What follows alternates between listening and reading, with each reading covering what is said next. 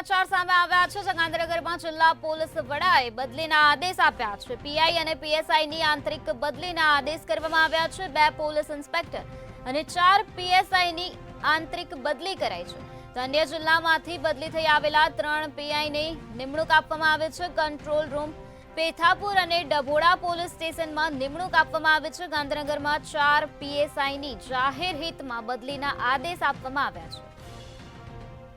જિલ્લા પોલીસ વડાએ બદલીના આદેશ આપ્યા છે, જેમાં પીઆઈ અને પીએસઆઈની આંતરિક બદલીના આદેશ આપી દેવામાં આવ્યા છે। તો કંટ્રોલ રૂમ પેથાપુર અને ડભોડા પોલીસ સ્ટેશનમાં નિમણૂક આપવામાં આવી છે। અન્ય જિલ્લામાંથી બદલી થઈ આવેલા 3 પીઆઈને નિમણૂક પણ આપવામાં આવી છે। આજ મુદ્દે વધુ માહિતી આપવા માટે આપણી સાથે સંવાદદાતા ઉજ્જવલ વ્યાસ જોડાઈ ગયા છે। જી ઉજ્જવલ, ગાંધીનગર જિલ્લામાં પોલીસ વડાએ બદલીના આદેશ કર્યા છે, શું છે વધુ વિગત?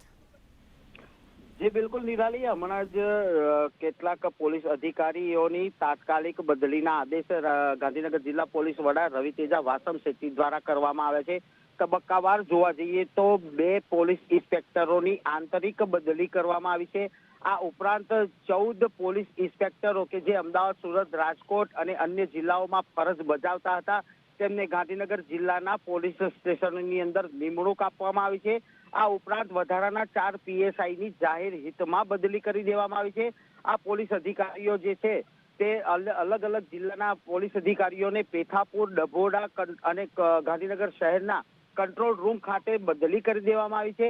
સામાન્ય રીતે જોવા જઈએ તો લોકસભાની ચૂંટણીના પરિપ્રેક્ષ્યની અંદર સરકારના તમામ વિભાગોની અંદર બદલી અને બઢતીના દોર ચાલતા હોય છે, જેના અનુસંધાનમાં અત્યારે હાલ ગાંધીનગર જિલ્લા પોલીસ વડા દ્વારા લગભગ 19 જેટલા પીએસઆઈ અને 4 જેટલા પોલીસ ઇન્સ્પેક્ટર સંવર્ગના અધિકારીઓની બદલી કરીને ગાંધીનગર શહેર જિલ્લાના વિવિધ પોલીસ સ્ટેશન અને વિભાગોની અંદર નિમણૂક આપવામાં આવી છે। નિરાલી, જી ઉજ્જવલ, સમગ્ર માહિતી આપવા બદલ આભાર।